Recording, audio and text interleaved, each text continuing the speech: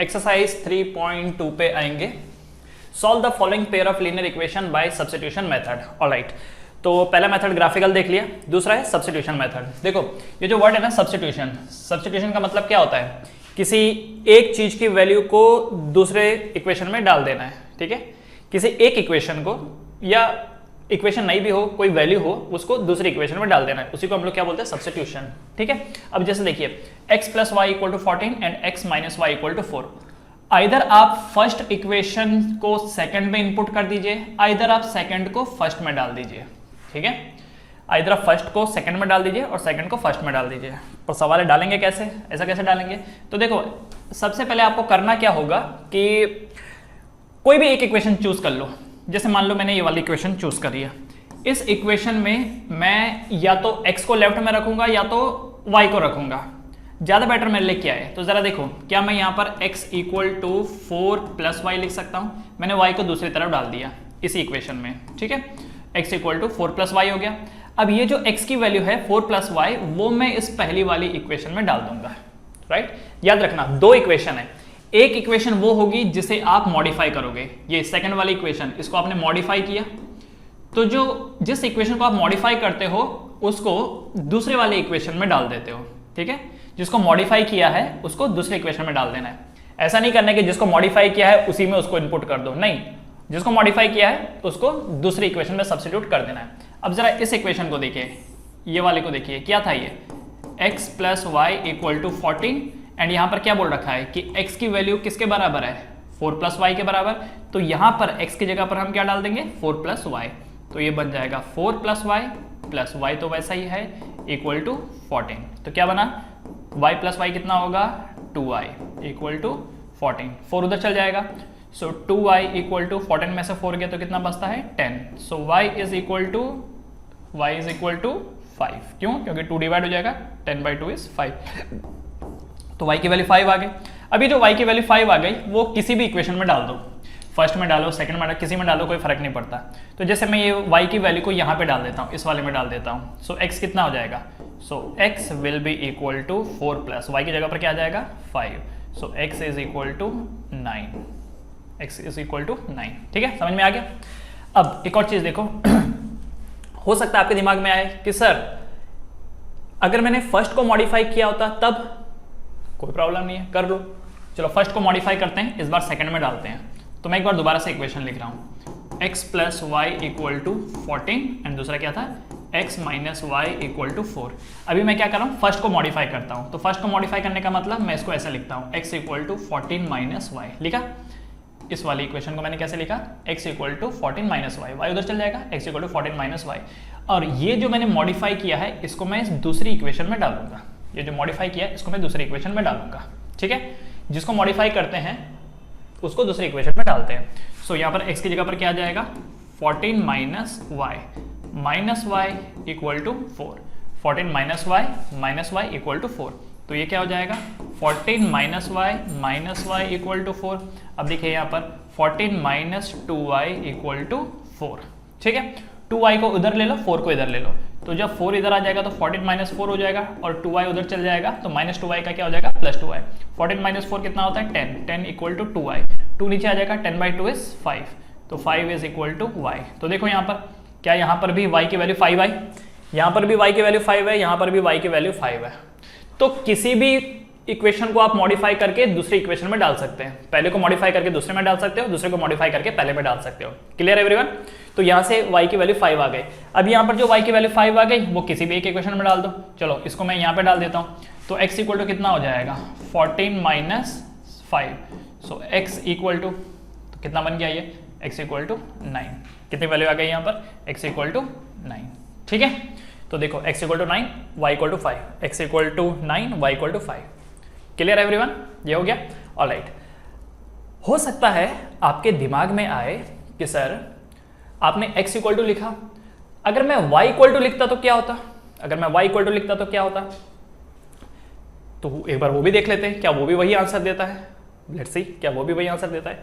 तो चलो इक्वेशन को मैं दोबारा लिख देता हूं। यहाँ पर इक्वेशन थी पहली वाली, x + y = 14 एंड दूसरी क्या थी, x - y = 4, x - y = 4। इस बार मैं क्या कर रहा हूं, इस पहले वाले में से y को अलग ले लेता हूं, y equal to 14 minus x कर देता हूं। पिछली बार मैंने क्या किया था, x को लेफ्ट साइड में रखा एंड राइट साइड क्या बन गया 14 माइनस वाई। तो मैंने इस दूसरी इक्वेशन में x को सब्स्टिट्यूट किया, मैंने इस दूसरी इक्वेशन में x को सब्स्टिट्यूट किया, इसलिए तो x की जगह पर 14 माइनस वाई आया। आप चाहो तो y को सब्स्टिट्यूट कर सकते हो, कोई फर्क नहीं पड़ता, कोई भी सब्स्टिट्यूट करो। अब ये जो चीज आई है इसको मैं यहां पर डाल दूंगा, बट कहां, y की जगह पर डालूंगा मैं। क्यों? क्योंकि y सब्स्टिट्यूट हो रहा है, क्योंकि y की वैल्यू पता है ना 14 माइनस एक्स है, तो y की जगह पर आएगा। पिछली बार हमें x की वैल्यू पता थी 14 माइनस वाई, इसलिए x की जगह पर 14 माइनस वाई डाला। ठीक है, देखो x की जगह पर 14 माइनस वाई डाला, और यहाँ पर हमको y की वैल्यू पता है 14 माइनस एक्स, तो यहाँ पर y की जगह पर डालेंगे। तो देखो क्या बनेगा, x माइनस इस y की जगह पर क्या आ जाएगा 14 minus x equal to 4। So ये क्या बन गया, x माइनस 14 माइनस माइनस का plus x equal to 4। x plus x कितना 2x, तो 2x माइनस 14 इक्वल टू 4। तो 2x, अच्छा माइनस 14 जब उधर चल जाएगा तो क्या हो जाएगा प्लस 14, प्लस 14 जब 4 के साथ जुड़ जाएगा तो कितना हो जाएगा 28। ठीक है, कितना हो जाएगा ये, सॉरी 28 नहीं 18, कितना हो जाएगा 18। So 2x equal to 18, so x equal to 2 9 सा। तो देखो अगेन x की वैल्यू 9 आई, इसी x की वैल्यू को 9 को तुम यहाँ पे डाल दो। सो y इक्वल टू 14 माइनस 9, सो 14 में से 9 गया तो कितना बचता है 5। ठीक है, तो वही देखो x की वैल्यू 9, y की वैल्यू 5, वही है ना, x की वैल्यू 9, y की वैल्यू 5, राइट। किसी को भी सब्स्टिट्यूट कर सकते हो सकता है आपके दिमाग में आए कि अच्छा ठीक है सर, एक काम करिए इस बार इस सेकंड वाले से y को निकालिए और पहले वाले में डालिए, वो भी कर सकते हैं। तो x plus y equal to 14 है एंड दूसरा है x minus y equal to 4। इस बार मैं सेकंड वाले में y को अलग करता हूँ और पहले वाले में डालता हूँ। एक काम करो ना, y को इधर ले लो, 4 को इधर ले लो, तो ये क्या बन जाएगा x minus 4 equal to y. क्या बन गया ये, 4 इधर ले लो, माइनस 4 माइनस वाई उधर जाएगा प्लस वाई, तो x minus 4 equal to y. तो अब इसको इसमें डाल दो, तो y की जगह पर क्या डाल देना है x माइनस 4। तो यहाँ पर ये जो y है इसकी जगह पर क्या डाल देंगे x माइनस 4, तो ये क्या बन जाएगा x plus x minus 4 equal to 14। तो ये बन जाएगा x plus x minus 4 equal to 14। ठीक, x plus x 2x, 2x minus 4 equal to 14। So 2x equal to minus 4 उधर चल जाएगा तो प्लस 4 हो जाएगा, 14 plus 4 18। So x equal to 18 by 2 that is 9। तो x की वैल्यू 9, अगर x की वैल्यू 9 तो वो यहाँ पे डाल दो। सो y की वैल्यू क्या हो जाएगी 9 माइनस 4 दैट इज 5। तो देखा मैंने चारों वो किया, 4 वे में आपको दिखा दिया। इस वाले मेथड में आपने सेकंड इक्वेशन, जो ये सेकंड इक्वेशन था उसको मॉडिफाई करके फर्स्ट में सब्स्टिट्यूट किया, इसमें फर्स्ट इक्वेशन को मॉडिफाई करके सेकंड में सब्स्टिट्यूट किया। इस वाले में भी आपने सब्स्टिट्यूशन तो किया पर y सब्स्टिट्यूशन किया, इसमें भी y सब्स्टिट्यूशन किया, जबकि पहले वाले में क्या था आपने x सब्स्टिट्यूशन किया। तो आप x को सब्स्टिट्यूट करो या y को सब्स्टिट्यूट करो, कोई पंगा नहीं है। ठीक है, कोई पंगा नहीं है। पहली इक्वेशन को दूसरे में सब्स्टिट्यूट करो, दूसरी इक्वेशन को पहले में सब्स्टिट्यूट करो, कोई पंगा नहीं है, कोई रेस्ट्रिक्शन नहीं है। बट याद रखना जो भी करोगे कॉन्सेप्चुअली सही करना, प्लस माइनस के मिस्टेक्स का खास ध्यान रखना। ठीक है, तो आप एक काम करेंगे, इसको उतार लेंगे। ये मेथड 1 है, ये मेथड 2 है, फिर ये वाला, ये मेथड 3 है और ये मेथड 4 है। एक ही सवाल को मैंने 4 अलग अलग वे में आपको दिखा दिया। आई डोंट थिंक सो कि बाकी क्वेश्चन मुझे करने की जरूरत है, क्योंकि सारी पॉसिबिलिटीज मैंने आपको एक ही क्वेश्चन में दिखा दी। फिर भी अगर जहां पर मुझे ऐसा लगेगा कि शायद आपको दिखाना जरूरी है, वहां पर मैं दिखा दूंगा। ठीक है, तो इसे फटाफट कॉपी कर लीजिए, वीडियो पॉज करके। चारों मेथड को कॉपी करना है, तो ये 3 और 4 मेथड एंड ये उसके पहले वाला। ठीक, चलो मिटा दूं, 3 2 1 गो। चलो मिटा देते हैं। अच्छा, अब उसके बाद ये वाला भी एक बार जरा देख लेते हैं। ओहो, ये वाला, तो एक इक्वेशन यहां पर देखो क्या है, s minus t equal to 3, और दूसरा इक्वेशन, अच्छा एक काम क्यों नहीं करते, क्रॉस मल्टीप्लाई, 2s के साथ मल्टीप्लाई हो जाएगा तो क्या हो जाएगा 2s प्लस 3t के साथ मल्टीप्लाई हो जाएगा तो क्या हो जाएगा 3t divided by 3 2 6 equal to 6। तो ये क्या हो जाएगा 2s plus 3t equal to 6 6 के साथ मल्टीप्लाई हो जाएगा तो क्या हो जाएगा 36। तो एक इक्वेशन ये बन गई और एक इक्वेशन ये थी। ठीक, तो यहाँ पे मैं लिख देता हूँ 2s plus 3t equal to 36 लिखा। तो ये दो इक्वेशन है आपके पास, करेक्ट। इसको हमने थोड़ा सा ठीक किया तो ये बन गया, क्रॉस मल्टीप्लाई से ठीक किया। अब ये दो इक्वेशन आ गया। अब आप या तो फर्स्ट को मॉडिफाई करके दूसरे में सब्स्टिट्यूट कर सकते हो या दूसरे को मॉडिफाई करके पहले में कर सकते हो। ठीक है, अगर मैं इस पहले वाले को मॉडिफाई करता हूं, तो मैं इसे ऐसे लिखूंगा s equal to 3 plus t, और ये जो s equal to 3 plus t आया है इसको मैं सेकंड में सब्स्टिट्यूट करूंगा तो क्या बनेगा जरा देखो, 2 इंटू एस की जगह पर क्या आ जाएगा 3 प्लस टी। तो ये जो आपको s दिखाई दे रहा है, ये जो s दिखाई दे रहा है, इस s की जगह पर क्या आ जाएगा 3 plus t plus 3t equal to 36। तो 2 3 ज़ा 6 plus 2t plus 3t equal to 36। 6 plus 3 plus 2 5t equal to 36। 6 उधर चल जाएगा, 36 में से 6 गया तो 30, तो 5t इक्वल टू 30। इसका मतलब t इक्वल टू 6। t की वैल्यू कितनी आ गई 6, और इस t की वैल्यू को यहाँ डाल दो। So s equal to 3 plus 6 that is s equal to 9। s equal to 9, तो t की वैल्यू 6 आई और s की वैल्यू 9 आई। ठीक है, एक और चीज जरा देखिए, जैसे कि मैंने यहाँ पर s equal to 3 plus t डाला, आप चाहो तो t को सब्स्टिट्यूट कर सकते थे। 3 इधर ले लो, माइनस टी को इधर ले लो, तो t की वैल्यू क्या आ जाएगी s माइनस 3, और फिर सेकंड इक्वेशन में डाल दो। क्लियर। एक और मेथड देखो जरा, यहाँ पर वापस मैं वही लिख रहा हूँ equation s minus t equal to 3 and दूसरा क्या है 2s plus 3t equal to 36। इस बार मैं सेकंड इक्वेशन को मॉडिफाई करूंगा और फर्स्ट में डालूंगा। इस सेकंड वाले का मॉडिफिकेशन जरा देखो, क्या ये ऐसा हो जाएगा 2s equal to 36 minus 3t, ये हो जाएगा ना, 3t को उधर ले लो, 2s equal to 36 minus 3t।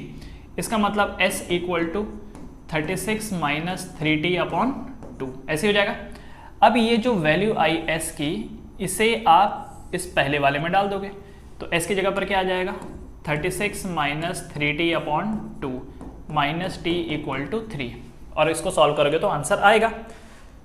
चलो आपके लिए मैं कर देता हूँ, देखो t डिवाइडेड बाई 1 कर लो, ये बन जाएगा 36 minus 3t minus 2t, whole denominator में 2 इक्वल टू 3, तो ये बन जाएगा 36 माइनस 5t इक्वल टू 2 उधर चल जाएगा, 3 2 6, 5t को उधर ले लो, 6 को इधर ले लो, तो 36 माइनस 6 इक्वल टू 5t, तो 30 equal to 5t, so t equal to 30 by 5, तो कितना हो जाएगा 5 6 30, तो t की वैल्यू 6 आई, और ये जो t की वैल्यू 6 आई है, इस t की वैल्यू को यहाँ डाल दो, तो क्या बन जाएगा ये बन जाएगा s equal to 36 minus 3 into 6 upon 2, that means 36 minus 18 upon 2, so 18 upon 2 that is 9, so s की वैल्यू क्या आ गई 9 आ गई। तो वही चीज़ है, s की वैल्यू 9 t की वैल्यू 6, s की वैल्यू 9 t की वैल्यू 6।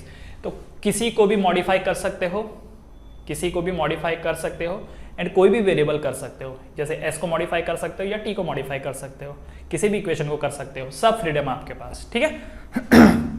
लेकिन यहाँ पर आपने एक चीज़ देखी होगी, ऊपर वाले को जब मैंने मॉडिफाई किया तो कितना अच्छा फिगर आया, s equal to 3 plus t, एकदम सिंपल। लेकिन जब मैंने इस सेकंड वाले को मॉडिफाई किया तो s equal to 36 minus 3t upon 2, कितना कॉम्प्लेक्स है, कितना कॉम्प्लेक्स है। तो इसीलिए हमेशा याद रखना कि जब भी आप मॉडिफाई करोगे सिंपल वाली इक्वेशन सेलेक्ट करनी है। कौन सी? सिंपल वाली।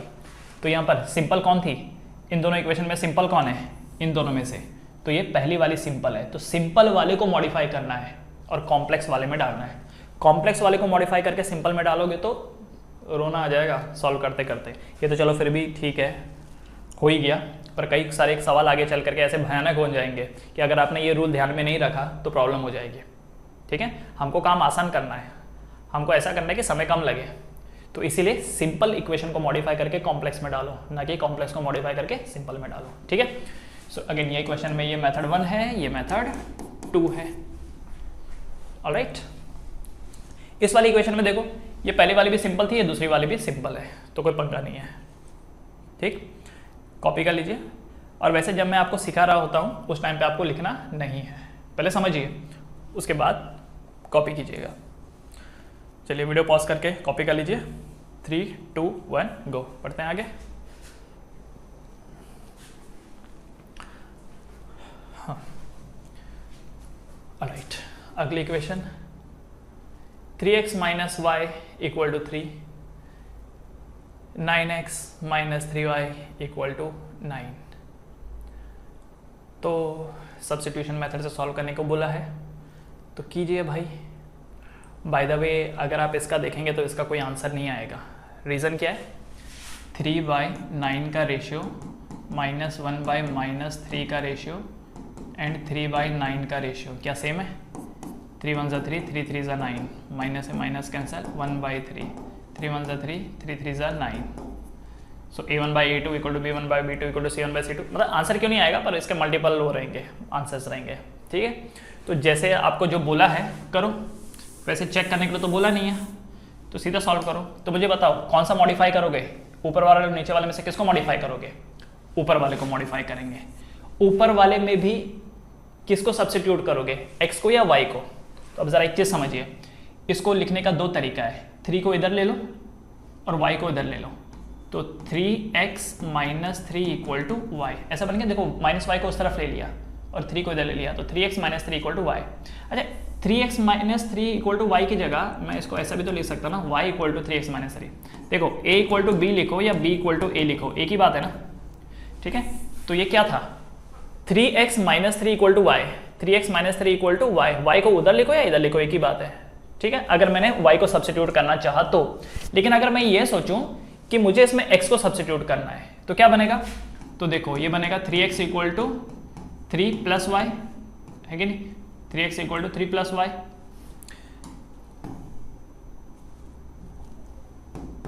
हाँ, तो माइनस वाई उस तरफ चला गया, प्लस वाई, तो 3x equal to 3 plus y. So x equal to 3 plus y upon 3। तो मुझे बताओ y को सब्स्टिट्यूट करना ज्यादा आसान है या x को सब्स्टिट्यूट करना ज्यादा आसान है? y को, क्योंकि y equal to 3x minus 3 छोटा फिगर है, जबकि x equal to 3 plus y upon 3 थोड़ा कॉम्प्लेक्स बन रहा है। तो इसीलिए बहुत सारे तरीके हैं, फर्स्ट इक्वेशन सेकंड इक्वेशन किसी को भी मॉडिफाई कर सकते हो, पर किसे मॉडिफाई करना है? जो थोड़ा सिंपल हो, जिसके कोफिशिएंट की वैल्यू कम हो, जिसके कोफिशिएंट की वैल्यू कम हो। तो हमने पहली इक्वेशन चूज करी क्योंकि उसके कोफिशिएंट की वैल्यू कम है। और पहले वाले में भी हमने किसको सब्स्टिट्यूट करना पसंद किया? y को, क्योंकि यहाँ पर y का कोफिशिएंट क्या है? 1 है। जबकि अगर हमने x को सब्स्टिट्यूट किया होता, क्योंकि x का कोफिशिएंट 3 है तो वो 3 नीचे आ जाता है और इसकी वजह से इक्वेशन काफी पंगे वाली हो जाती है। तो इसीलिए सब्स्टिट्यूट आप उसी इक्वेशन को करेंगे एंड उसी इक्वेशन में भी वो वाला वेरिएबल करेंगे जिसके आगे कोफिशिएंट कम से कम हो। जैसे यहाँ पर कुछ नहीं है तो क्या है? 1 है। ठीक है, समझ में आया? अच्छा, जैसे यहाँ पर ये हो जाएगा, सॉल्व कर लोगे तो y की वैल्यू 3x माइनस 3 ले लो और इसको इसमें डाल दो। y की वैल्यू 3x माइनस 3 ले लो और इसमें डाल दो। ठीक है, और उससे निकाल लो वैल्यू। ठीक, ये वाला मेथड, ये वाला फॉलो नहीं करना है। हालांकि करोगे तो भी आंसर वही आएगा, पर ये लेंथी हो जाएगा। ओके, अच्छा, ये वाला 0.2x plus 0.3y equal to 1.3। Point का चक्कर, आई डोंट लाइक पॉइंट। तो एक काम करो ना, इस पूरे को 10 से मल्टीप्लाई कर दो और इस पूरे को भी 10 से मल्टीप्लाई कर दो। उससे क्या होगा? 0.2x इंटू 10, ये 10 है ना, 0.2x इंटू 10 कितना हो जाएगा? 2x। 0.3y इंटू 10 कितना हो जाएगा? 3y equal to 13। नीचे वाला क्या हो जाएगा? 4x plus 5y equal to 23। बस ये देखो पॉइंट हट गया। आपके मन में एक सवाल आएगा, सर हमने ऐसे कैसे खुद से 10 मल्टीप्लाई कर दिया? भाई देखो, आपने जो ये 10 मल्टीप्लाई किया ये LHS में भी किया, RHS में भी किया, इसीलिए कोई पंगा नहीं है। दोनों साइड करोगे तो कोई पंगा नहीं होगा। एक साइड किया दूसरे साइड नहीं किया तो पंगा है। हमने दोनों साइड किया ना, देखो 1.3 का भी तो 13 हुआ है और इन दोनों का भी हुआ है, तो इसलिए कोई पंगा नहीं है। जैसे एक तराजू है, वेइंग मशीन, बैलेंस हो रखा है, एक ही साइड वजन ऐड करोगे तो गड़बड़ हो जाएगी। दोनों साइड अगर सेम वजन ऐड करोगे तो वो पहले जैसा ही रहेगा, कोई फर्क नहीं पड़ेगा। इसलिए ये लॉजिक आपको ध्यान में रखना है। ठीक है, हो जाएगा सॉल्व। अच्छा मुझे बताओ, इनमें से सबसे बेस्ट क्या रहेगा सब्स्टिट्यूट करना? सभी के आगे कुछ ना कुछ कोफिशिएंट है, किसी को भी करो, सब में पंगा खड़ा होगा। ठीक है, अगर ऐसा होता कि किसी एक का कोफिशिएंट 1 होता तो उसी को सब्स्टिट्यूट करना ज़्यादा अच्छा रहता, पर क्योंकि यहाँ पर सबका कुछ ना कुछ कोफिशिएंट है तो किसी को भी कर लो। ठीक, चलो वीडियो पॉज करके इसको ट्राई करो और इसका आंसर निकालो। देखो मैं आपको ये वाली जो क्वेश्चंस हैं सॉल्व करके दिखा सकता हूँ, कॉन्सेप्ट मैंने समझा दिया है और मैं दिखा भी सकता हूँ, लेकिन ये बिल्कुल वैसा ही है कि जब तक आप खुद अपना हाथ नहीं चलाओगे, अपना दिमाग नहीं लगाओगे तो नहीं कर पाओगे। इसीलिए क्या करना है, इसको सॉल्व करना है। और मैं तो ये रिकमेंड करूँगा कि जब आप इसको सॉल्व करो तो पहले एक बार x को सब्स्टिट्यूट करो, एक बार y को, फिर अगली इक्वेशन के एक बार x को, एक बार y को। तो एक ही क्वेश्चन जब 4 अलग अलग वे में होंगे ना, तब आपको बहुत अच्छे से समझ में आएगा कि मुझे क्या करना है और क्या नहीं करना है। आंसर तो आ जाएगा, एक ही बार किसी एक को सब्स्टिट्यूट करोगे आंसर तो आ जाएगा, लेकिन कंपैरिजन जब आप एक जगह से दूसरी जगह जाने के लिए मल्टीपल रास्ते फॉलो करते हैं तो आपको पता चलता है कि इनमें से ये वाला रास्ता सबसे अच्छा है। लेकिन अगर पूरी जिंदगी भर आप एक ही रास्ते से गुजरेंगे तो हो सकता था कि दूसरा रास्ता बहुत आसान था, पर क्योंकि कभी आप वहां से गुजरे नहीं तो आपको पता ही नहीं चलेगा। तो इसीलिए प्रैक्टिस के दौरान आपको जितने ज्यादा रास्ते हो सकते उतने ट्राई कर लेने चाहिए और एग्जाम में फिर आपको उसका फायदा पहुंचेगा। ठीक है, चलो अगला, √2x + √3y = 0, √3x - √8y = 0। Again यहां पर भी क्या होगा, substitution, you have to substitute. किसी को भी सब्स्टिट्यूट करो, कोई फर्क नहीं पड़ता है, क्योंकि ये सारे के सारे क्या दे रहे हैं आपको, complex values. This all are giving you complex values. ठीक है, मन में एक सवाल आएगा, सर रूट आ गया, रूट आ गया। पहली बात तो रूट सिर्फ 2 के ऊपर है, वेरिएबल के ऊपर नहीं है, क्योंकि अगर वेरिएबल के ऊपर रूट आ जाए तो रूट का मतलब पावर हाफ होती है, तो ये तो लीनियर इक्वेशन बचेगा ही नहीं। देखो सारे वेरिएबल के ऊपर पावर 1 1 ही है, सारे वेरिएबल के ऊपर जो पावर है वो 1 1 ही है। ठीक, तो भाई करना तो सब्स्टिट्यूशन ही पड़ेगा। तो कीजिए और निकालिए। क्या करूं मैं, ये सॉल्व करके दिखाऊं कोई, मुझे लगता तो नहीं है। चलो एक ये वाला इस किसी एक को सब्स्टिट्यूट करके मैं दिखा देता हूं। ये देखो जैसे क्या बन जाएगा, √2x = -√3y, यही हो जाएगा, √2x = -√3y। सो x इक्वल कितना हो जाएगा, -√3y/√2। ठीक है, पहली इक्वेशन को मॉडिफाई किया और ये जो x की वैल्यू आई इसको सेकंड इक्वेशन में डाल दो, तो यहाँ पर x की वैल्यू जो है, x की जगह पर ये वाली वैल्यू आ जाएगी। तो क्या बन जाएगा, √3 × -√3y/√2 -√8y = 0। -√8y को उधर ले लो। अच्छा, √3 × -√3 क्या देगा, -3y/√2 = √8y। √2 उधर चल जाएगा तो क्या हो जाएगा, -3y = √8y × √2। तो -3y = √8 × √2 कितना होता है, √16। √16 कितना होगा, 4 × y।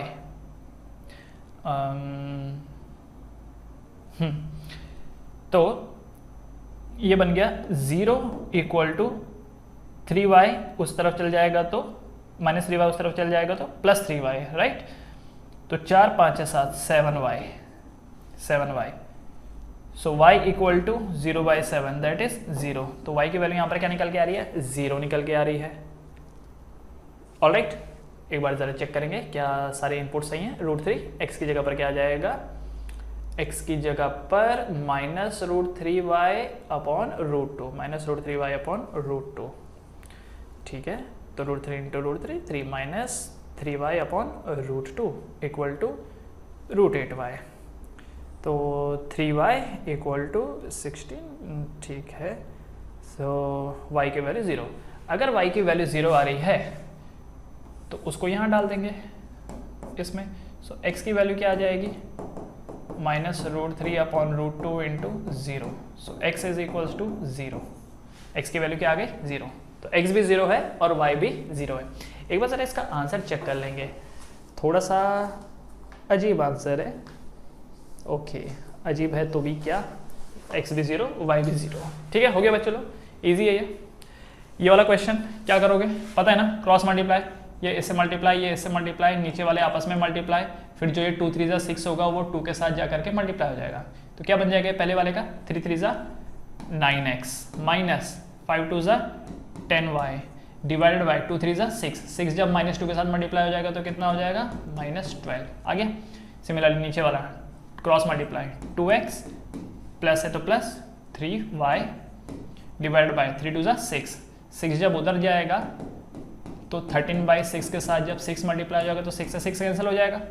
सो इक्वेशन क्या बन के आ गई 2x plus 3y equal to 13। तो एक इक्वेशन ये है और एक इक्वेशन ये है।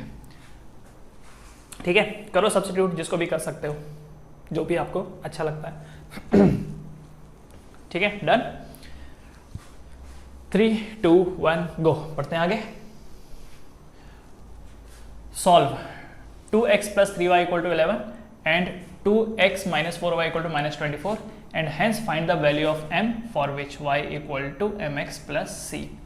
तो बोल रखा है पहले तो इन दोनों को सॉल्व करो।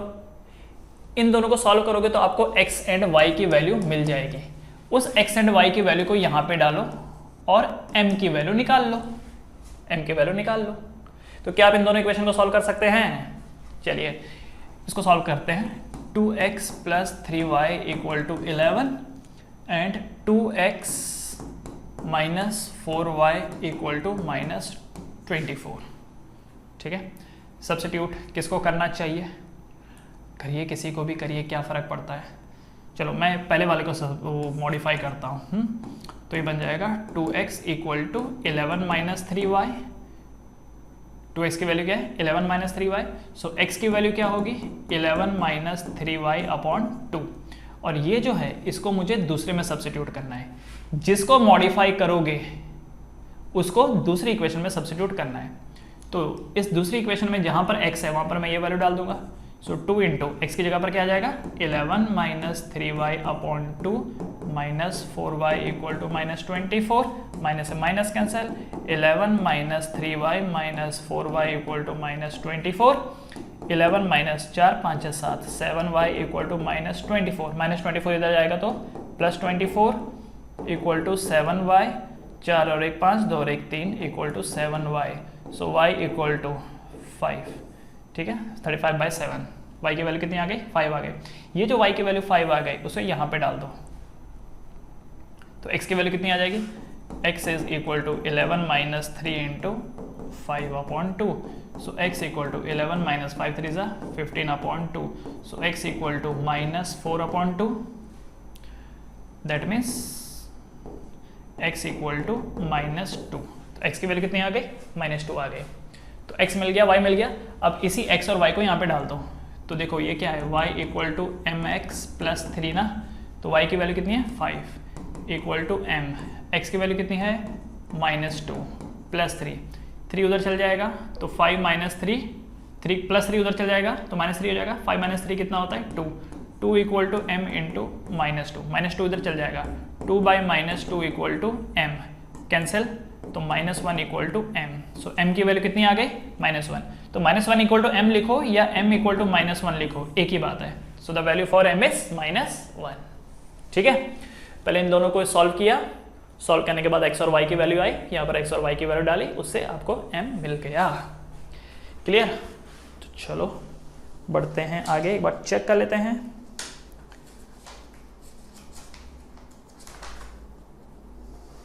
यस, y की वैल्यू -1, x की वैल्यू -2 एंड y की वैल्यू 5 है। ठीक है, चलिए moving to the next part. Form the pair of linear equation for the following problem and find their solution by substitution method. ये word problem है, पहले तो इसकी इक्वेशन बनानी है एंड फिर उसको सॉल्व करना है। सॉल्व करने का काम आपका, इक्वेशन के लिए मैं आपकी थोड़ी हेल्प कर दूंगा। और याद है ना, जो भी वर्ड प्रॉब्लम होती है उसको 3 से 4 बार आपको पढ़ना है।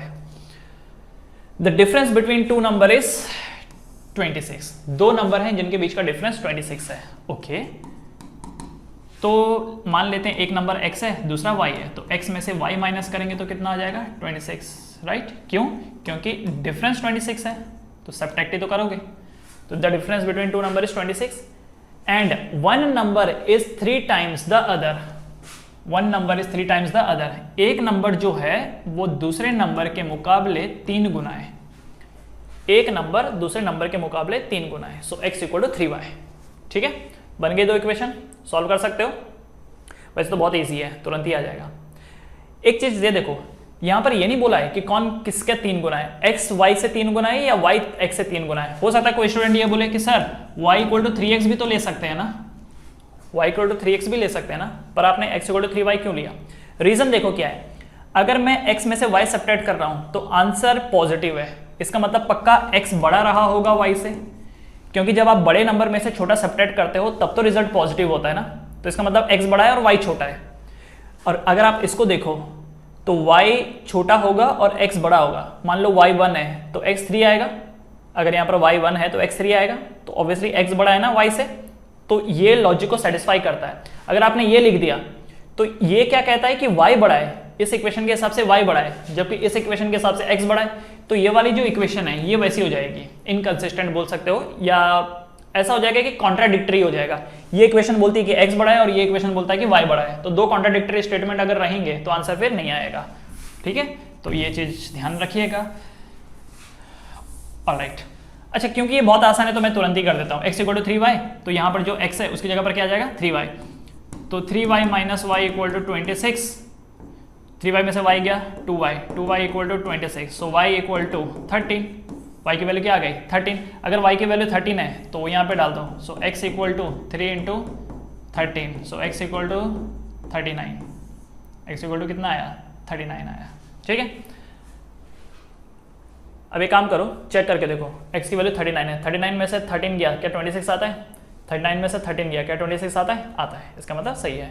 तो बाकी आप वही लिखोगे स्टेटमेंट लास्ट में, therefore the number is 39 and 13, therefore the number is 39 and 13। ठीक है, एक बार चेक कर लेते हैं, yes this is 39 and 13। देखो स्टार्टिंग का statement, let the first number be x, the second number be y, ये कहानी कथा अब याद ही रख लीजिए, सब में वही आएगा।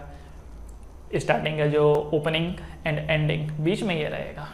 ठीक है, चलो बढ़ेंगे आगे। Next question, the larger of to supplementary angle. Okay, supplementary angle क्या होते हैं? सप्लीमेंट्री, सप्लीमेंट्री का मतलब जिनका सम 180 डिग्री हो, जैसे दो नंबर मान लेते हैं x एंड y है, the larger of the two supplementary angle, मान लेते हैं एक एंगल x है दूसरा एंगल y है, तो इनका जो सम है वो सप्लीमेंट्री है, इसका मतलब वैल्यू कितनी हो जाएगी इन दोनों की 180 डिग्री। अगर बोला जाता कि कॉम्प्लीमेंट्री है, ये जो एंगल है ये कॉम्प्लीमेंट्री है, इसका मतलब x plus y equal to 90 degree, complementary में 90 लिखा जाता है, सप्लीमेंट्री में 180 डिग्री। ठीक है, सो क्या बोल रखा है, the larger of the two supplementary angle exceed the smaller by 18, तो क्योंकि ये एंगल सप्लीमेंट्री है इसलिए x plus y equal to 180 हो जाएगा। और दूसरा क्या बोल रखा है कि जो लार्जर है वो exceed the smaller by 18 degree, मतलब कि जो बड़ा वाला है वो छोटे वाले से 18 ज्यादा है। मान लेते हैं कि x बड़ा है, तो x जो है वो y से 18 ज्यादा है, x equal to y plus 18। तो बन गए दो इक्वेशन बन गई। अब पूरी कहानी आप स्टार्टिंग में लिख देना, let one angle be x the other angle be y, therefore according to the equation x plus y equal to 180 degree. ठीक है, and x equal to y plus 18, so substituting value of x in this one, तो ऐसा करके। ठीक, सो x की जगह पर क्या डाल देंगे y प्लस 18, तो ये बन जाएगा y plus 18 plus y equal to 180, तो मतलब 2y इक्वल टू 180 में से 18 गया, पहले तो 180 में से 10 गया तो कितना बचता है 170, 170 में से 8 गया तो 162, सो y इक्वल टू 162 अपॉन 2 81, तो y की वैल्यू क्या है 81, और इस y की वैल्यू को फिर यहां डाल दो, so x equal to 81 plus 18, तो कितना बन जाता है ये 8 और 1 9, 8 और 1 9, 99, तो एक एंगल हो गया 99 एंड दूसरा एंगल हो गया 81। ठीक है, चेक करो जरा इन दोनों का सम 180 आता है क्या, इन दोनों का सम 180 आता है, तो 99 में एक जोड़ दो 100, 100 प्लस 80 180। ओके, अच्छा अगर आप एग्जाम में बैठे तो ये सब एरो मत बनाना, ये तो मैं आपको समझाने के लिए बना रहा हूँ, ये ऐसा वो वैसा नहीं, आप ऐसा लिखोगे, दिस इज इक्वेशन नंबर 1, ये equation number 2, substituting equation 2 in equation 1, यहां पर ऐसा सब्स्टिट्यूटिंग इक्वेशन 2 इन 1। ठीक है, उसके बाद ये आएगा, फिर लिखोगे therefore the angles are 81 degree and 99 degree. ठीक है, therefore the angles are 81 degree and 99 degree. Right, चलो बढ़ते हैं आगे। तो आंसर चेक कर लेंगे, 81 डिग्री एंड 99 डिग्री। ठीक, दैट्स करेक्ट। अगला, the coach of a cricket team buy 7 bat and 6 ball, ठीक है, for ₹3800। Later she buy 3 bat, उसके बाद उसने क्या किया, 3 bat and 5 ball for ₹1750। Find the cost of each bat and each ball. ठीक है, तो यहाँ पर क्या लिखोगे, चलो पूरा स्टेटमेंट मैं आपको लिख के देता हूँ। Let the cost of bat be x, bat का cost be x. Let the cost of ball be y. देखो क्योंकि दोनों बी से स्टार्ट हो रहे हैं इसलिए मैं एक्स और वाई ले रहा हूँ। अगर ऐसा होता कि ये बी से स्टार्ट होता, वो किसी और वर्ड से स्टार्ट होता, तो मैं डायरेक्टली वो लेता हूँ, जैसे बॉय और गर्ल वाले में मैंने किया था, उससे कन्फ्यूजन नहीं होता, बस इतना ही फायदा है। तो अब देखो 7 बैट एंड 6 बॉल, 7 बैट मतलब 7x and 6y is equal to 3800। एक इक्वेशन ये बन गई। Later she buy 3 bat, 3 bat का मतलब 3x and 5 ball for ₹1750। Find the cost of each bat and each ball. 2 equation है आपके पास, 2 अननोन है, सॉल्व हो जाएगा। सॉल्व कीजिए और सब्स्टिट्यूशन मेथड लगाइए। ठीक है, एक बार चेक कर लेते हैं कि क्या इक्वेशन सही है कि नहीं है। Equation 7x + 6y = 3800, 3x + 5y = 1750। ठीक है, इसको सॉल्व कर लेना आप लोग। बढ़े आगे, क्योंकि अगर मैं इसको सॉल्व करने बैठूंगा तो 2 बातें होंगी। एक तो समय ज़्यादा लगेगा, वीडियो ज़्यादा लंबा बनेगा, और दूसरी बात यह है कि आपकी प्रैक्टिस रह जाएगी। कॉन्सेप्ट मैंने सब सिखा दिया है, अब आप लगे रहो। अगला सवाल, the taxi charge in a city consist of fixed charge together with the charge of the distance covered. ठीक है, एक टैक्सी चल रही है, टैक्सी में 2 टाइप के चार्जेस हैं, एक फिक्स चार्ज है और एक वेरिएबल चार्ज है। For a distance of 10 kilometre the charge paid is 105। अगर कोई 10 किलोमीटर जाता है तो उसको खर्चा कितना पड़ता है, 105 का। ठीक है, and for a journey of 15 kilometre the charge paid is 155। What is the fix charge and the charge पर किलोमीटर। ठीक है, अच्छा आप कभी ऑटो में बैठे होंगे, जैसे आप ऑटो में बैठोगे 15 रुपये तो आएगा ही आएगा बिल। आजकल तो बढ़ गया होगा, क्योंकि बहुत दिन से मैं ऑटो में बैठा नहीं तो मुझे आइडिया नहीं है।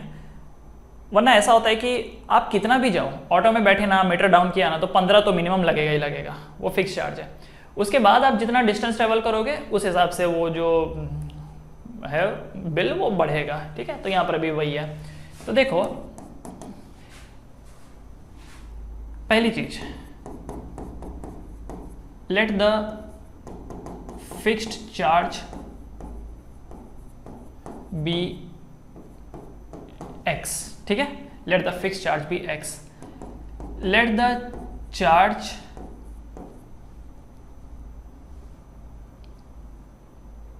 अच्छा एक सेकेंड है, इसमें 2 चार्ज है, एक है यहाँ पर fix charge together with the charge of the distance. ठीक है, इसको हम बाद में देखते हैं, पहले तो इतना समझ लेते हैं कि जो फिक्स चार्ज है वो x है। जब वो आदमी 10 किलोमीटर ट्रैवल करता है, ठीक है, अच्छा ओके, एक सेकेंड है, लेट द चार्ज पर किलोमीटर बी वाई। हाँ अब ठीक है, चार्ज पर किलोमीटर, क्योंकि देखो 2 चीज था ना, एक तो फिक्स चार्ज लग रहा था और एक क्या लग रहा था, चार्ज पर kilometre. Right, charge for the distance covered, ये देखो charge for the distance covered, 2 type के चार्जेस लग रहे हैं। तो पहली बार जब उसने ट्रेवल किया, 10 किलोमीटर ट्रेवल किया, तो 10 किलोमीटर ट्रेवल जो वो करेगा तो हर किलोमीटर का कितना रेट है, y है 10y। हर किलोमीटर का कितना रेट है, y, और उसके साथ एक फिक्स चार्ज भी तो लग रहा है इक्वल टू फेयर, और फेयर कितना लगा उस समय, 105। देखो मैं आपको यहाँ पर एक वो लिख के बताता हूँ, सुनो ध्यान से। जो भी फेयर लगेगा उसमें 2 चीजें होंगी, क्या होंगी, एक होगा फिक्स चार्ज और एक होगा डिस्टेंस इनटू पर kilometre charge plus fixed charge. ठीक है, जो भी खर्चा लगेगा उसमें दो पार्ट है, एक तो फिक्स चार्ज है और एक कितना डिस्टेंस ट्रेवल करते हो मल्टीप्लाई बाय पर किलोमीटर चार्ज, तो दो टाइप के चार्जेस हैं। फिक्स तो फिक्स ही रहेगा, ये जो फिक्स है ये तो फिक्स ही रहेगा, बाकी जो होगा वो इस बात पे डिपेंड करता है कि कितना डिस्टेंस आप ट्रेवल करते हो। ज्यादा डिस्टेंस ट्रेवल करोगे तो पर किलोमीटर चार्ज के साथ वो जुड़ जाएगा। ठीक है, जैसे आप मान लो रेंट पे एक घर ले रहे हो और उसके लिए एग्रीमेंट बनाना पड़ता है। मान लेते हैं कि एग्रीमेंट 1000 रुपये में बनता है। अब अगर आप घर एक महीने के लिए लेते हो तो 1000 रुपया एग्रीमेंट बनाने का तभी भी पड़ा, आप एक साल के लिए लेते हो तभी भी 1000 रुपये पड़ा, 2 साल के लिए लेते हो तभी भी 1000 रुपये पड़ा, 1000 रुपये तो फिक्स हो गया ना। अब अगर आप 1 महीने लोगे तो 1 महीने का रेंट पड़ेगा, 2 महीने लोगे तो 2 महीने का रेंट, 3 महीने लोगे तो 3 महीने का रेंट, राइट, यही हिसाब किताब रहता है। तो यहाँ पर भी वही बात है, फिक्स चार्ज तो पड़ेगा ही, और फिक्स चार्ज कितना है x, और कितना डिस्टेंस ट्रेवल कर रहे हो इंटू पर किलोमीटर डिस्टेंस। तो पहली बार आदमी ने 10 किलोमीटर ट्रेवल किया और पर किलोमीटर का चार्ज कितना है y, तो एक इक्वेशन ये तैयार हो गई। ठीक है, this is the first equation. दूसरी बार उसने 15 किलोमीटर ट्रेवल किया, तो ये जो डिस्टेंस है ये 15 किलोमीटर है, तो चार्ज तो y लगेगा और x तो x ही रहा होगा, और उस वक्त उसने कितना दिया 155। ठीक है, उसने कितना दिया 155। बस बन गए दो इक्वेशन, दो अननोन। और यहाँ पर आपसे पूछा गया है कि how much does a person have to pay for travelling a distance of 25 kilometre. अच्छा, पहले यहाँ से आप x और y निकालेंगे, फिर आपसे ये पूछा है सामने वाले ने कि अगर ये बंदा 25 किलोमीटर ट्रेवल करे तो कितना पड़ेगा। तो फॉर 25 किलोमीटर जो फेयर होगा वो होगा 25 इंटू वाई प्लस एक्स। ठीक है, फॉर 25 किलोमीटर जो खर्चा पड़ेगा 25 इंटू वाई प्लस एक्स। तो यहां से एक्स और वाई की वैल्यू निकालो, यहां पे डालो। ठीक है, तो कर सकते हैं इसको सॉल्व, कैन यू? तो करिए, इसको सॉल्व कीजिए। तब तक एक बार मैं ज़रा चेक कर लेता हूं।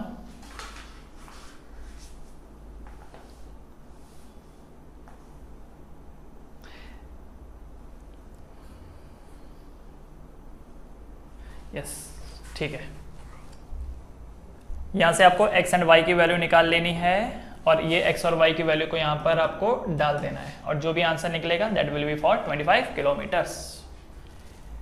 सॉल्व करने का काम आपका है, बनाने में मैं एक बार आपकी हेल्प कर सकता हूं, बाकी सॉल्व आपको खुद करना है। ठीक है, चलो अगला question. A fraction become 9/11। Okay, एक फ्रैक्शन है जो 9/11 हो जाती है if 2 is added to both numerator and denominator. आपको पता है फ्रैक्शन क्या होता है? फ्रैक्शन में एक होता है न्यूमरेटर और एक होता है डिनोमिनेटर। ठीक है, ओके, तो क्या बोल रखा है? A fraction become 9/11 if 2 is added to both numerator and denominator. ये जो फ्रैक्शन है ये 9/11 हो जाती है अगर 2 न्यूमरेटर एंड डिनोमिनेटर दोनों में ऐड किया जाए। तो ये न्यूमरेटर है, ये डिनोमिनेटर है, दोनों में हम 2 ऐड कर देते हैं, दोनों में 2 ऐड कर देते हैं, तो ये कितनी बन जाती है? 9/11। ये बन जाती है 9/11। ठीक है, if 3 is added to both. अच्छा, अगला केस, अगर 3 is added to both the numerator and the denominator. इस बार क्या बोल रखा है? 3 ऐड करने को बोल रखा है न्यूमरेटर में एंड डिनोमिनेटर में। तब क्या होता है? तब ये बन जाता है 5/6। तब ये बन जाता है 5/6। Find the fraction, find the fraction.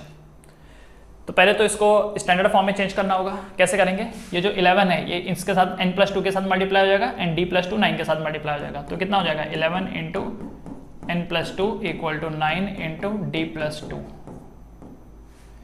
तो 11n plus 22 equal to 9d plus 18। So 11n minus 9d equal to 22 उधर चल जाएगा, 18 19 20 21 22 माइनस 4। ठीक है, ये एक इक्वेशन बन गई। इसका क्या हो जाएगा? 6 into n+3 5 into d plus 3, so ये बन जाएगा 6n plus 18 equal to 5d plus 15, 6n minus 5d equal to 18 उधर चल जाएगा, 15, 16, 17, 18 माइनस 3, ये आपकी दूसरी इक्वेशन आ गई। क्या इन दोनों इक्वेशन में से आप n और d की वैल्यू को निकाल सकते हैं? इन दोनों को सॉल्व कीजिए सब्स्टिट्यूशन मेथड से, n एंड d की वैल्यू को निकालिए। ये जो n एंड d की वैल्यू है फिर आपको यहाँ पे रख देनी है और उससे बन जाएगा फ्रैक्शन। ठीक है, इन दोनों को सॉल्व करके n एंड d की जो वैल्यू आएगी, n की वैल्यू यहाँ डाल दो, d की वैल्यू यहाँ डाल दो, तो ये जो बन के आएगा that will be the fraction, that will be the fraction. ठीक है, फॉर्मुलेट मैंने कर दिया है, सॉल्व करने का काम आपका। कॉपी कर लीजिए इसको जल्दी, 3, 2, 1 गो। 5 years hence the age of Jacob will be 3 times that of his son। Okay, देखो यहाँ पे दो लोग हैं, एक है जैकब एंड एक है उसका सन। जब कभी भी एज रिलेटेड क्वेश्चन आते हैं ना, सबसे पहले बात आपको प्रेजेंट एज की करनी है, प्रेजेंट एज। ठीक है, यह है उनका प्रेजेंट एज, प्रेजेंट एज। मान लेते हैं जैकब की प्रेजेंट एज x है और उसके सन की प्रेजेंट एज है y। ठीक है, प्रेजेंट एज जैकब की x है, सन की y है। 5 years hence the age of Jacob will be 3 times that of his son। मतलब 5 साल बाद, 5 years later, देखो 5 साल बाद क्या होगा, जैकब की एज क्या हो जाएगी, x प्लस 5 एंड सन की एज क्या हो जाएगी, y प्लस 5। ठीक है, अभी हम रिलेशन की बात नहीं कर रहे कि किसका क्या हो जाएगा, अभी हम रिलेशन की बात नहीं कर रहे, हम जस्ट इतना बता रहे हैं कि 5 साल के बाद जैकब की एज क्या हो जाएगी, x प्लस 5, सन की एज क्या हो जाएगी, y प्लस 5। मान लो कोई बोले 8 साल बाद, 8 साल बाद जैकब की एज क्या हो जाएगी, x प्लस 8 एंड सन की y प्लस 8। ठीक है, समय सबकी एज बढ़ाएगा, उसको किसी के लेने देने रिलेशन से कोई फर्क नहीं पड़ता है, बाप बेटा कौन क्या, वो फर्क नहीं पड़ता। इंपॉर्टेंट ये है समय गुजरेगा उम्र बढ़ेगी।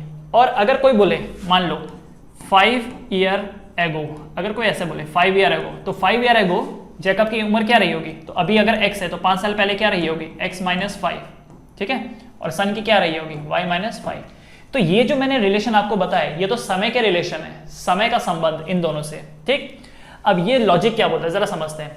5 years hence the age of Jacob will be 3 times that of his son। ये बाप बेटे का रिश्ता है, क्या है कि Jacob will be 3 times that of his सन। कब, 5 साल बाद। तो 5 साल बाद जैकब की एज x प्लस 5 है और उसके सन की एज क्या है, y प्लस 5। तो इक्वेशन क्या बनी जरा समझना, जैकब विल बी 3 टाइम्स, तो जैकब की एज क्या है, x plus 5, x plus 5 will be equal to 3 times of y plus 5। ठीक है, सो इक्वेशन जो यहां पर बनेगी, पहली इक्वेशन वो बनेगी x plus 5 equal to 3 times of y plus 5। मैं एक बार फिर से समझा रहा हूं, ये x प्लस 5 है, ये y प्लस 5 है, ये इसलिए है क्योंकि 5 साल बाद की बात बता रखी है। 10 साल बाद होगा तो x plus 10 y plus 10। Relation क्या है वो क्वेश्चन में देखेगा, रिलेशन क्या है इन दोनों की एज में वो क्वेश्चन में देखेगा। तो 5 साल बाद का रिलेशन क्या है कि जैकब की age is 3 times of his son age, तो x plus 5 equal to 3 times of son age. अगर क्वेश्चन में ऐसा बोला जाए कि 8 साल बाद Jacob will be 2 times of his son, तो 8 साल बाद जैकब की एज क्या होगी, x प्लस 8, सन की एज क्या होगी, y प्लस 8। तो x plus 8 will be 2 times y plus 8। समझ में आया? तो यहां जो आप लिखते हो ये तो समय का रिलेशन है, और जो ये ऊपर दिखा जाएगा ये रिश्तों का है। ठीक है, तो x plus 5 will be equal to 3 into y plus 5। तो एक इक्वेशन ये बन गई। दूसरी इक्वेशन 5 years ago, अरे वाह 5 years ago, 5 years ago क्योंकि मैंने भी यहाँ पर 5 years ago लिख रखा है। 5 साल पहले, 5 साल पहले जैकब की जो एज थी वो क्या थी, x माइनस 5। 5 साल पहले जैकब की एज क्या थी, x माइनस 5, सन की एज क्या थी, y माइनस 5। तो 5 साल पहले इन दोनों का क्या रिलेशन था, Jacob age was 7 times that of his son. तो 5 साल पहले जैकब की एज क्या है, x माइनस 5। थोड़ा नीचे लिखता हूं मैं, 5 साल पहले, 5 साल पहले जैकब की एज है x माइनस 5 इक्वल टू कितने टाइम्स, 7 टाइम्स, 7 टाइम्स उसके सन की एज y माइनस 5। समझ गए? तो अभी की बात कर रखी है, पहले की बात कर रखी है, ये आने वाले समय की बात करेंगे। तो पहले तो ये बना देंगे और उसके बाद फिर रिलेशन एस्टेब्लिश करेंगे। मान लो अगर ऐसा बोला होता आज की डेट में जैकब की जो एज है वो अपने सन के मुकाबले 4 गुना है, तो आज का लेंगे, आज जैकब की एज क्या है x, आज सन की एज क्या है y, तो x इक्वल टू जो भी आपको बोला है 4 गुना 5 गुना, मान लो 5 गुना, so x equal to 5 into y, 4 गुना बोला होगा तो x equal to 4 into y. समझ गए? जब की बात की हुई है तब की वैल्यू लोगे और जो रिलेशन बता रखा है कि ये उसका उतना गुना है, वो इसके इतना गुना है, उसके अकॉर्डिंगली यहाँ पर आप लिखोगे। ठीक है, तो 2 इक्वेशन बन गए। इसका एक काम करो, इसको स्टैंडर्ड फॉर्म में लिख लेते हैं। तो ये बन जाएगा x plus 5 equal to 3y plus 15, 3y इधर चल जाएगा, x minus 3y equal to 5 उधर चल जाएगा, दैट इज 10। ठीक, अच्छा इसका क्या हो जाएगा, x minus 5 equal to 7y minus 35, 7y इधर चल जाएगा, x minus 7y equal to plus 5 उधर हो जाएगा माइनस 30। तो 2 इक्वेशन आ गई, क्या ये दोनों सॉल्व हो जाएंगे? Can you solve it? तो इससे x और y निकल जाएगा, x और y निकल जाएगा तो x क्या है, प्रेजेंट एज, y क्या है, present age of son and x is the present age of Jacob. तो x और y की वैल्यू निकाल दो, तो x is the present age of Jacob and y is the present age of son. 5 साल बाद जैकब की age क्या हो जाएगी, x प्लस 5, तो जो भी x की वैल्यू आई उसमें 5 ऐड कर दोगे तो 5 साल बाद की एज होगी। हमें क्या पूछा गया है, what are their present age, अभी की एज पूछिए ना, तो अभी की एज के लिए हम लोग क्या करेंगे, सिर्फ x और y लेंगे। 5 साल बाद की एज की बात होती तो x plus 5 and y plus 5। ठीक, तो जो पूछा उसके अकॉर्डिंगली हम लोग देखेंगे। ऑलराइट, चलिए इसको एक बार सॉल्व कर लीजिए, क्या आंसर आता है। Solve this. सो एक बार जरा इक्वेशन चेक कर लेंगे। x plus 5 equal to 3 into y plus 5 and दूसरा क्या है, x minus 5 equal to 7 times y minus 5। Okay, ठीक है बच्चे लोग, समझ गए होंगे आप लोग। तो इसे लिख करके इसकी वैल्यू निकाल लीजिए।